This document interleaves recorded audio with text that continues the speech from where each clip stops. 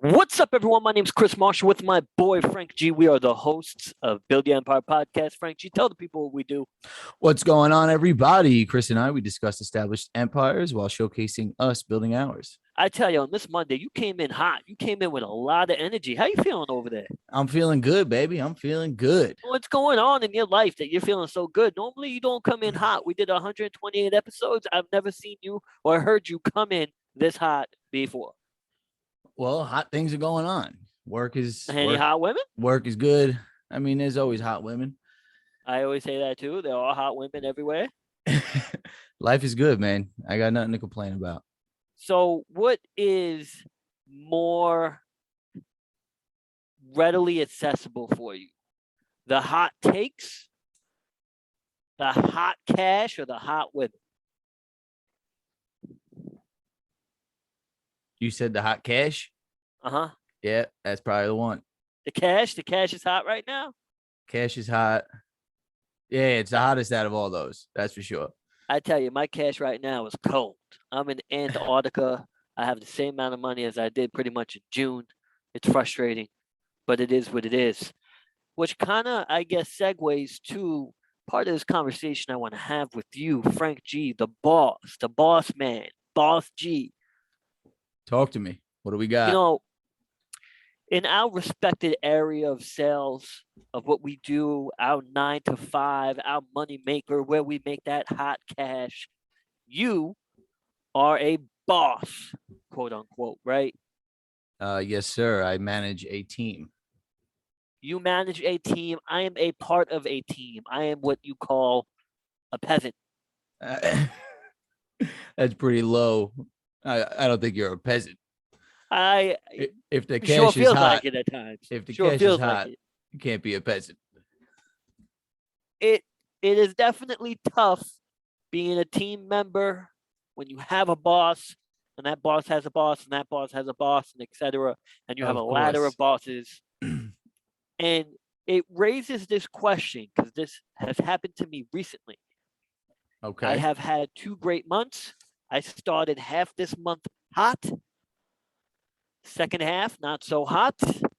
I feel I'm being a little micromanaged. I don't know if it's my Micromanaged. boss micromanaging me or if I don't know if he's being micromanaged to micromanaged. Either way, what is going on here? Either way, you're not liking it. I am currently not liking it. Well, nobody likes to be micromanaged. But okay, so I've never been really micromanaged. The last 2 months, I crushed it, was not micromanaged. This particular month, I have bonuses on the line from my quarterly bonuses, along with other bonuses in line. And it just so happened the past week or so, I'm fumbling the bag. So this is the worst time you could start micromanaging me when I'm fumbling the bag. Literally, Daniel Jones, open field running, fumbling. Head And now into I got the to end hear my zone. coach yelling at me. Head into the end zone and you just fumble the ball, huh? Do you think the coach yelled at Daniel Jones after that? There's definitely a chance. No way. I mean, I would say he potentially looked at him and said, "Boy, are you stupid? You tripped over your own feet." I don't think it was spoken about.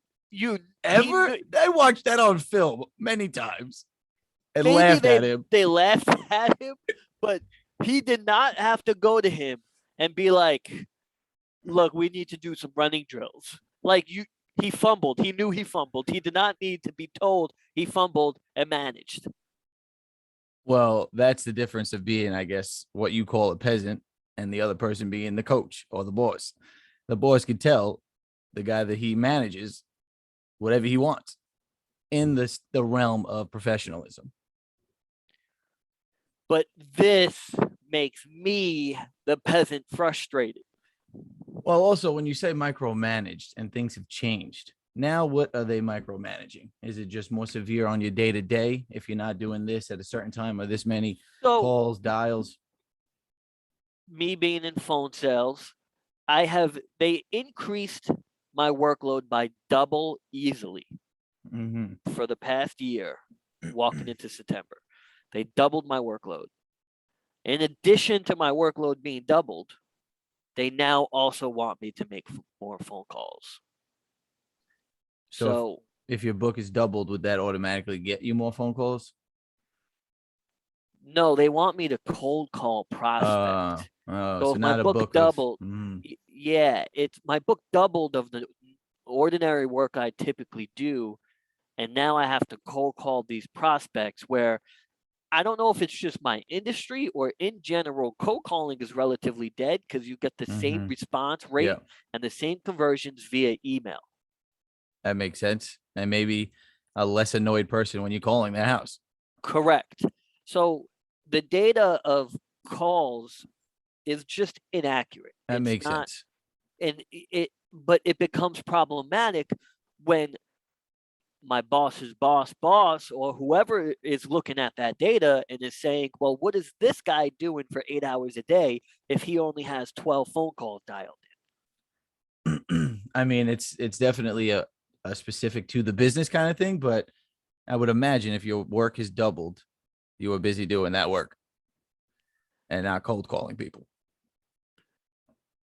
That is correct. It sounds But like potentially this client or this set of this book that you have is maybe manned by more than one person. It should be, maybe. If they expect you to cold call, and let's say you have a double the size book. it's a lot of work currently. But I don't need to be managers could be frustrating because they don't sell, but they sell their reps. They sell their team. In your field, because I Your sell. actual product. Yeah. Yes, but you also sell your team in the same way that my manager would be selling his team. When you say sell, are you selling them to work or are you? Motivation and to Oh yeah, work. yeah, okay, of Yes, and all in that aspect. course, yeah. You're the motivator. Retention. Yeah. But like, for instance, he came at me and said I make 14 phone calls on average per day this month, which is why I may be lacking in certain areas. Where last month I made 12 phone calls, but I was the highest on the team from a quota attainment standpoint. So why are you even using that number as a reference point? Well, it seems like you in potentially in a new position or at least new responsibilities that they may feel like, let me micromanage in the beginning, which is not great. That could deter someone for sure. Well, I'm already deterred because, I was going to actually ask what's the proper route of asking for a bonus as well. Because if I'm doing double the work and not getting paid for it, then at what point do you ask for more money? Do you have the right to ask for more money? I think depending on your track record at the job, also what you do. If you've made, well, you got to bring numbers into it anytime you ask for a raise. You have to bring what you've done for the company and X, Y, and Z, why you should be getting more money. To me, you always have to have that reason. You have to have some leverage. What's more important, what you've done or what you plan to do? It's sales, so it's purely based on numbers. And numbers is your commission. They turn around and say, you want more money? You sell more. Oh, that's like a backhand answer almost. I mean, because how you can sell more, but realistically, there is a cap. It's oh yes, but like for example, my book doubled, so I am selling more, but the commission is skewed and scaled to what I sell. I would say a strong point in this situation is going up to your boss one on one and presenting this exact dilemma that you have been with the company a few years now and you took on this role and you're glad to grow with the company. But you're doing double the work and making less than you did 2 months ago. Now, what do I do if I don't believe he has no say in anything and it's a chain? You cannot go above him. You have to I find certainly could. I don't even want to go to him, and I probably yeah. won't. You But have that's office like politics. You'd have to find the right people, the right spot. But he's got to have the word. I mean, he's the manager. He's got to help his team out. You can't contact his boss because you contact your boss. I mean, I feel like him micromanaging me is partially through his boss, If which I he's never done understand. it, if he's never done it, I would say so. Yeah, which I understand. But also, it doesn't have to be reiterated. What are And you saying? second, What do you mean? You said like they don't have to tell you what you already know, yeah, like I don't like need to Daniel wake up this Jones. morning at 10 o'clock and you'd be like, are you on those calls? Wait a second. We discussed this Friday and Thursday. Well, I get. I mean, yes, I would. That would frustrate me, but I think that's also a human like characteristic or trait where you don't want to be told what to do if you are already doing it. It just seems like irrelevant. Or that, I mean, the manager may not be looking at you correctly, dissecting what you're doing. I mean, I know you're working, and you told me probably 4 times in the last week or two that you work way more than you used Interesting how you said you know I'm working. I don't think I would have gotten that point of view in the past year and a half. to. I just don't think micromanaging is an effective strategy, especially when you're in sales Yeah. and your money is relative to what you sell and your output. And as a 30-year-old grown man, an adult who is in this field, there's not much to tell a person. It's like if you have 2 grand dangling in front of your face, if you have to make these 2 sales, I don't need you saying make more dials to get those 2 sales. Yeah, I mean, it would be better if they like gave you exactly who to dial to get that sale at this moment, not No, they're keep like, dialing. dial this random gas station. Maybe Donnie wants some money. And there's probably a low chance with a cold call. You never know I because I am mean, a of cold course call you never beast. know. Of course you never know. That is Well, sales. damn it, that's their argument, which sucks. Yeah, but if you have, I mean, you have this career job as a livelihood. So like they have to still respect you and your wishes. There's no way that if you were inconvenienced or hurt by a pay decrease, that's something that you would definitely speak about. And I mean, it is sales though. You can be down 1 month, you could be down 3 months, then you could be up 5. So it is tough It, to it, argue that. it, it's an interesting game. And now, so the office essentially opened up to voluntary to volunteers voluntarily. So it's a volunteer office still. You don't have to, you're not demanded to go at least one day. Correct. But damn it, my whole team pretty much is going. I'm just like, screw you all. Well, I mean, I'd say the first week, though, like even I mean, I would go once a week. I go twice a week Hell though. no. I go twice a week to the I'm office. good. You're good. You don't want to have that, but that's how you build better relation with your boss. That's how you potentially get what you want. I tell you, me and him, up until 2 days ago, where I was being micromanaged. I mean, we've been good for 3 years. We talk about Drizzy Drake all the time. Now he's talking about your cold call dials. I don't like. I like the Drake talk better. Yeah. Yeah, well, there's always a line. There's always a point where the boss has to be the boss. Of course, I call him boss. There's a reason why. Yes, because he's your But boss and he signed your pay. Well, he don't sign your paychecks, right? no, No, no. but he certainly could dictate them. Well, I mean, I guess if he gives you a good book or a good quote, a good quota. Yeah. Uh, you know, and he's a great boss. Uh, it's funny because even though he micromanages, his message to me is, "Yo." So I know it's not that serious.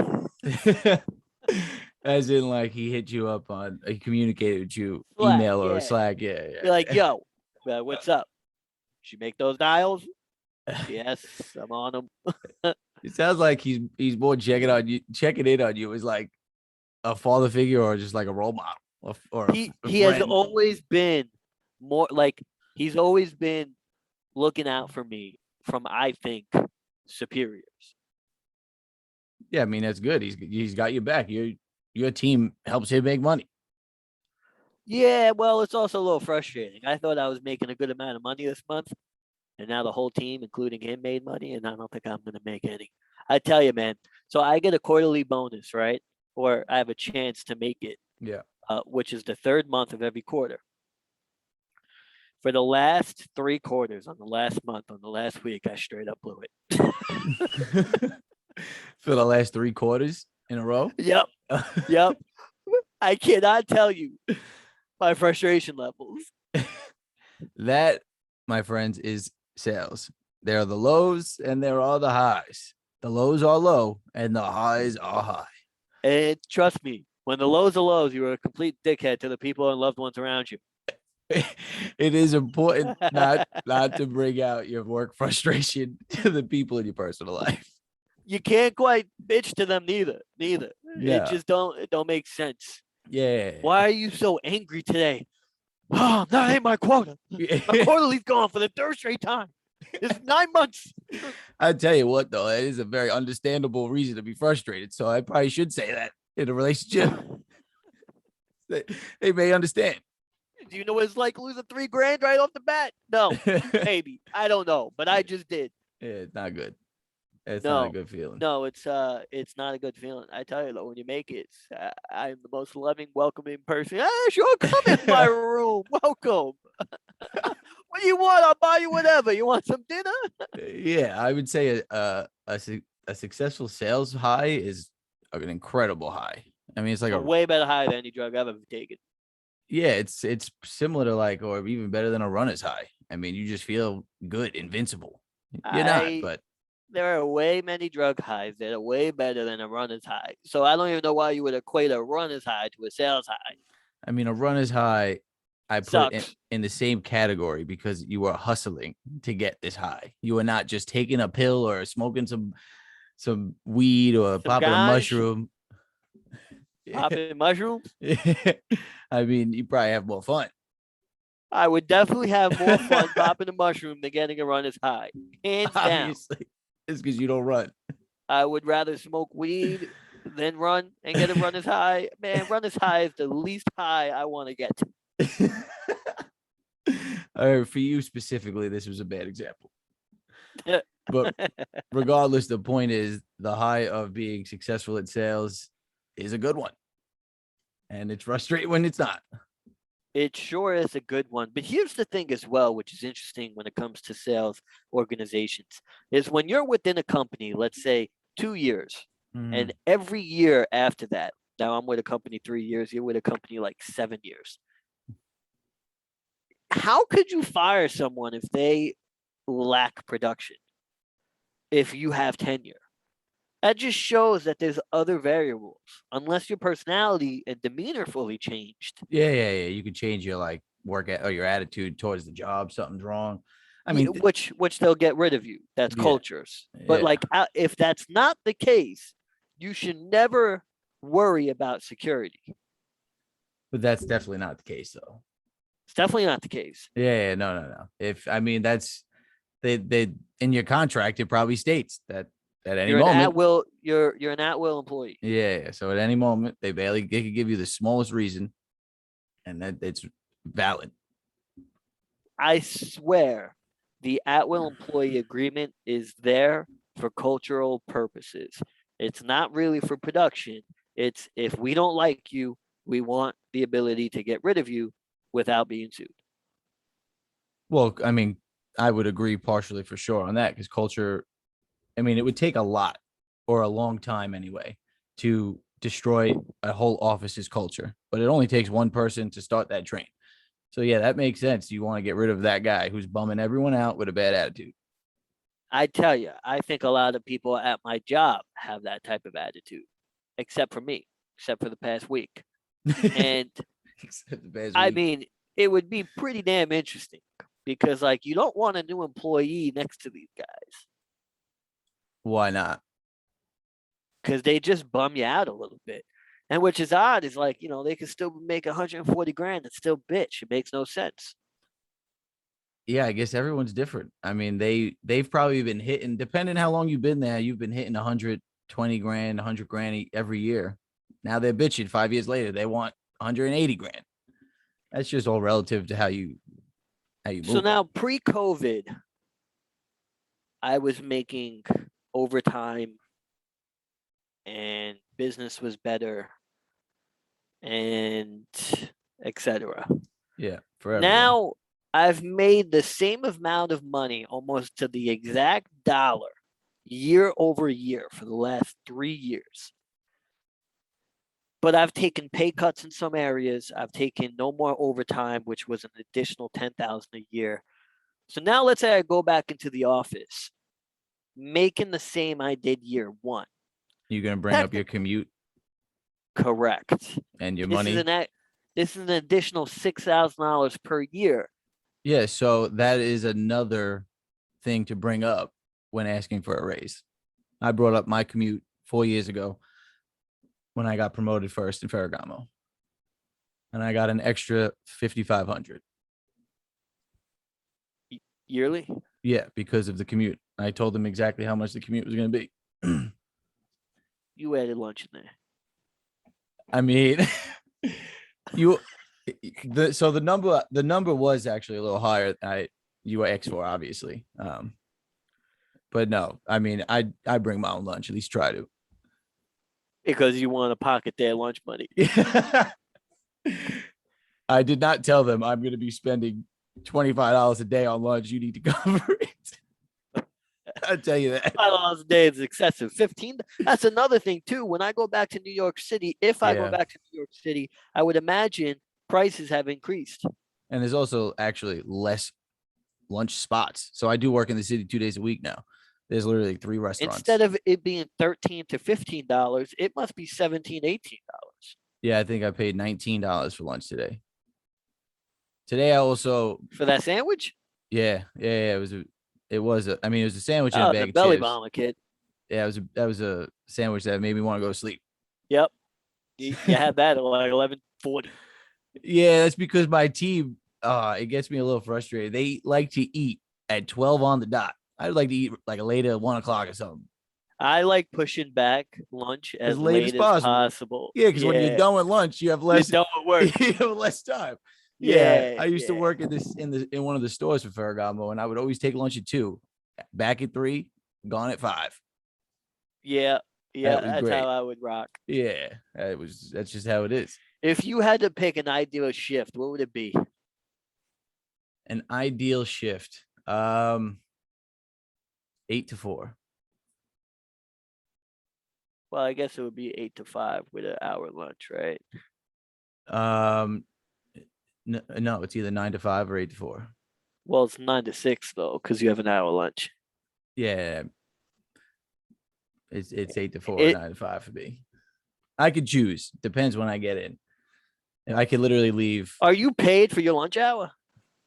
I don't clock in or out. I'm salary. Oh, okay, that's the difference. Yeah. I don't have to clock in, which is nice. But 8 to 4 is not bad. 7 to 3 could come close though. 7 to 3 could come close, but now it depends where you work. So I said 8 to 4 because if I have to go to the city, I'll be home by 5, but I still have to wake up a little early. If I'm working from home, 9 to 5 is no issue. 9 to 5 is no issue. Yeah. But I like to be home. I like, we like our I free work a time. 9 to 5. I start around 10 and kick it. It'll certainly help you get your raise. Oh, do I have a little tattletale over here? This is a platform where we have people from Germany listening, even France. Shout out Germany, shout out France, shout out the European sector.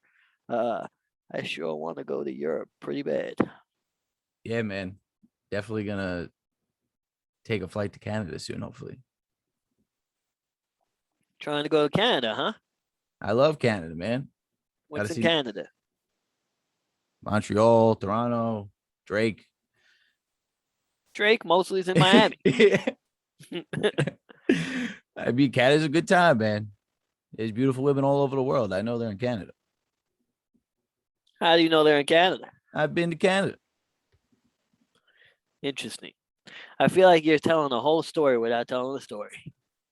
Yeah, well, that's the power of the voice. The power of The Voice, Canada was a good time. Canada was a great time. I especially like that flight is like an hour and 15 minutes long. You're up and you're down. I have a flight to Austin on Thursday, and I am very hopeful about the food. As hopeful that you are expecting it to be good. Yes, Yeah, I mean, it's definitely going to be good. I mean, I hope so. I mean, that's a destination in the United States. That's for sure. yeah, but I still poo poo on Nashville. So like, poo poo on Nashville. You're going to be poo pooing after all that barbecue. I tell you, man, I've really fucked with Chicago. Chicago, uh, it's up there. But like, I had a great time in Utah. Arizona was a Utah great is time. great. Utah is Uh, beautiful. Like you've spoken about in the past, I would love to go to Montana. That would certainly be beautiful. Montana, I'm trying hard. So I was talking to my lady friend, and she was thinking it was weird to go to a Caribbean type vacation with your boy. I'm like, the fuck you mean weird? I went to Jamaica with my boy. I went to Mexico with my boy. Like, I hope Multiple times went to Mexico. yeah. I'm like, there's nothing. I'm like, if that's the vibe and the scene you want, then there's different energies and vibes. Like, what's weird about that? I don't know. All I know is that what you and I could do and chill on vacation was what a party of seven could probably do. That's how I look at it. Yeah. Yeah. And damn, I forgot the reason why I was saying that. Fuck. Oh, so I was telling her, I was saying how the next trip I would go with my boy likely would be uh like a Montana or Wyoming. Yeah. That's where I'm trying to get that vibe. And like I was trying to tell her, I was like, I don't think it's weird at all to go to the Bahamas with your boy if you want to. I can see how that could be a little romantic, and you may want a girl, but trust me, we did fine in Tulum.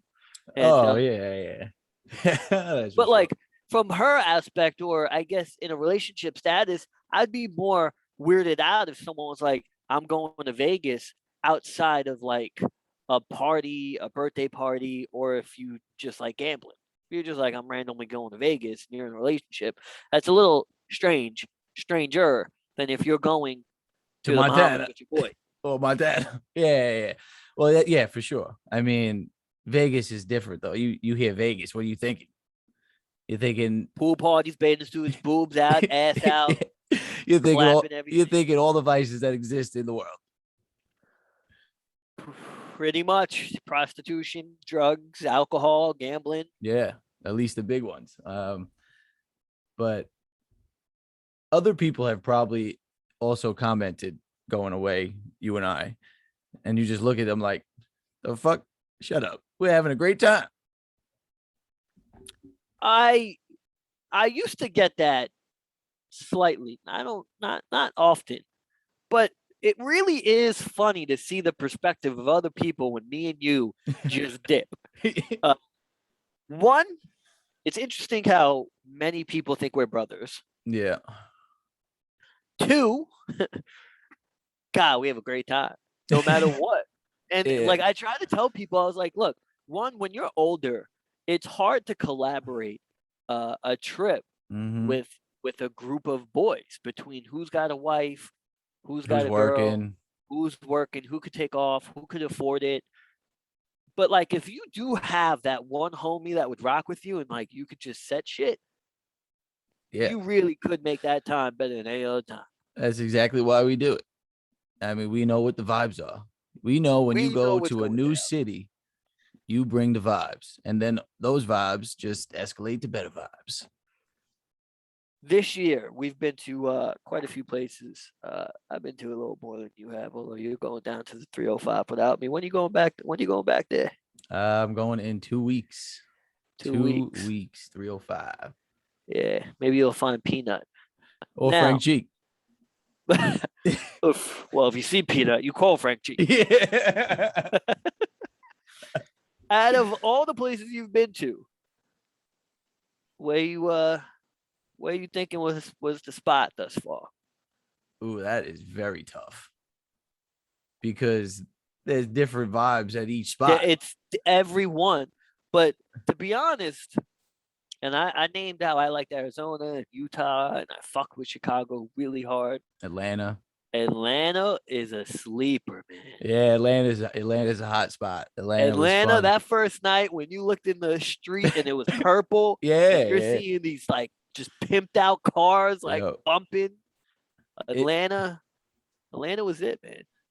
yeah, I mean they had their own party on the streets. Like it was crazy. Everyone was chilling Friday night, performing on like the sidewalks and karaoke. I went from being in jail for a day, no sleep, no food, from Miami dickhead cops to go to Atlanta the next day to be chilling with the cops on the corner. Very interesting. Yeah, those cops seem way cooler, way nicer. Way Certainly, cooler, way nicer. yeah, I'd rather come across an Atlanta cop than a Miami-Dade cop. They deal The with some shit probably Miami-Dade's cop, man. You don't fuck around with those. though. Yeah, they'll snatch you right out the street, put you in the block. They put you deep in the block. In fact, I commented today on someone's page how it gets pretty damn real when they tell you got one last call for the week. Oh yeah, man. I mean, Stripped. Your freedoms are stripped away from you.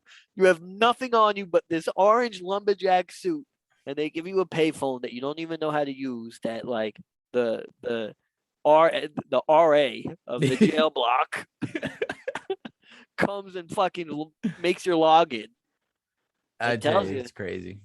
this is your one call for the week. I mean, it really is crazy to think about too. To be honest, going from flying where you want to enjoying a city to being stripped of your rights and freedom. That is probably just an insane feeling. I was in jail on a cot while you had a fucking 2-bedroom suite chilling. Yeah, We were finding bathrooms. Yeah, well, I had to stay up just in case you called. Yeah. So Yeah. I'm like in the bed, like nodding off on the couch and had my phone on loud. I woke up, I'm like, damn, 9 o'clock. I still didn't hear from my He boy. still didn't call. Yeah. I tell you. Very, very interesting. Partly why I still have the same amount of money as I do now from when that happened. That was 3 months ago now. I look at our Snapchat streak and I can tell you. Yeah. Yeah, for every vacation you start a new one with me. I know. This one wasn't on purpose though. You were without your phone. I did call that out too on the plane. Yeah.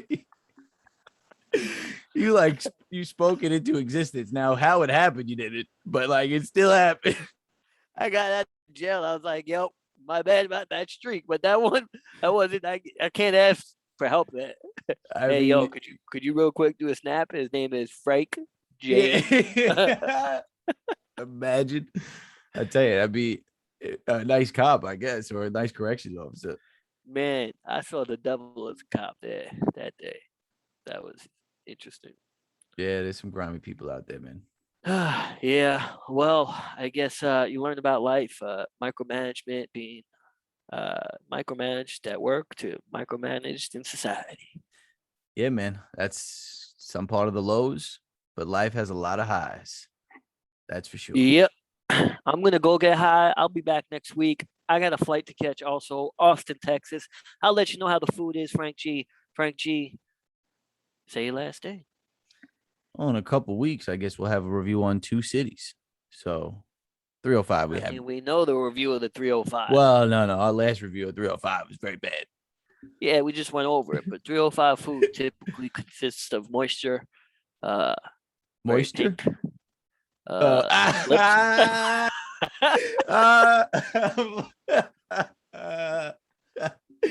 Good joy, kid.